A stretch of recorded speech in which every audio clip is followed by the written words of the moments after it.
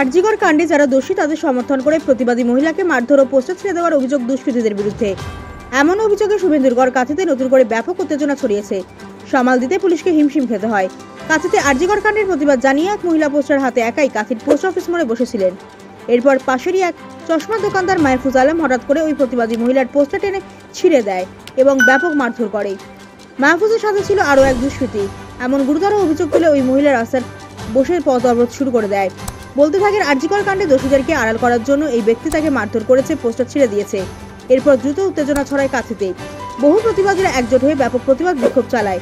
ঘটনাস্থলে কাঁথির এসডিপিও দিবাকর দাসের নেতৃত্বে বিশাল পুলিশ বাহিনী পৌঁছয়। পুলিশ অবরোধ তোলার চেষ্টা করে, কিন্তু উত্তেজনা চরম আকার নেয়। পুলিশকে রীতিমতো সামাল দিতে হিমশিম খেতে হয়। অবিলম্বে প্রতিবাদী মহিলার ওপর আক্রমণকারীকে অবিলম্বে গ্রেফতার করতে হবে এমন দাবি জানায় বিক্ষোভকারীরা। পুলিশ ওই ব্যক্তিকে তল্লাশি চালায়। বেগতিক বুঝে ওই ব্যক্তি গা ঢাকা দিয়েছে।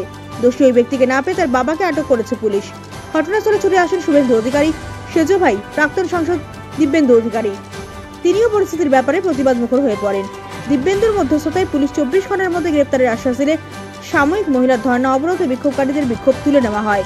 যথাসময়ে গ্রেপ্তার না হলে ফের কাঁথিতে বৃহৎ আন্দোলনের হুঁশিয়ারি দিয়েছেন বিক্ষোভকারীরা। নতুন করে উত্তেজনা কাঁথিতে।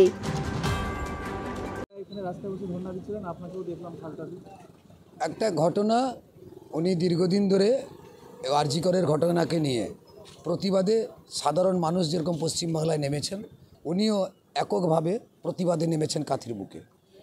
তো কাঁথির রাজপথে উনি বসে ঠিক এই জায়গার একক প্রতিবাদ করছিলেন। এই সময়ে ঠিক 8টা থেকে 8:30টার মধ্যে, 8:10-15 হবে, এই মডার্ন অপটিক্যালস উনি যে দোকানদার, উনি নেমে এলেন। হঠাৎ করে ওনার গায়ে হাত তুললেন, ওনার ব্যাগ ছোড়াছুড়ি করলেন, ধাক্কা মারলেন। একটা মহিলাকে এভাবে প্রতিবাদ করা, প্রতিবাদী মহিলাকে এভাবে রুখে দেওয়া, থানার ধমকানি দেওয়া, নেতার ধমকানি দেওয়া, উপরন্তু তার গায়ে হাত তোলা, এটা নিয়ে আমরা আজকে প্রতিবাদে এখানে নেমেছিলাম। আমরা জড়ো হয়েছিলাম, সবাই ধর্নায় বসছিলাম, পথ অবরোধ করেছিলাম। এসডিপিও সাহেব আমাদের কথা দিয়েছেন আগামীকাল এবং 24 ঘন্টার মধ্যে ওনাকে অ্যারেস্ট করবেন। এবং তৎসঙ্গে এক ভদ্রলোক ছিলেন, নাম দৈপায়ন সম্ভবত নাম, টাইটেলটা বলতে পারবো না।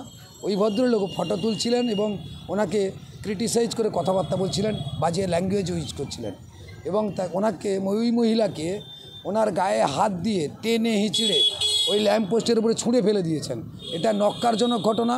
সারা বাংলা আজকে আরজিকর নিয়ে উত্তাল। এরই মধ্যে এই কাঁথির বুকে, আজকে কাঁথির মাটি সবাই জানে সংগ্রামের মাটি। এখান থেকেই আবার নতুনভাবে একটা মহিলাকে এভাবে হেনস্থা করার জন্য আগামীকাল থেকে যদি অ্যারেস্ট না হয়, আমাদের প্রতিবাদ যেমন আজকে হয়েছে, আগামীকাল সকাল থেকেই শুরু হবে। এই যে প্রতিবাদীকে এইভাবে আঘাত, এটা কি সাপোর্ট করা হচ্ছে যারা ধর্ষণকারী? এক ধরনের ধর্ষণকারীকে সাপোর্ট করছে ওরা। না হলে এইভাবে প্রতিবাদী মহিলাকে আঘাত হানতে পারে না, প্রতিবাদী মহিলাকে গায়ে হাত তুলতে পারে না। এক প্রকার ধর্ষককে সাপোর্ট করা।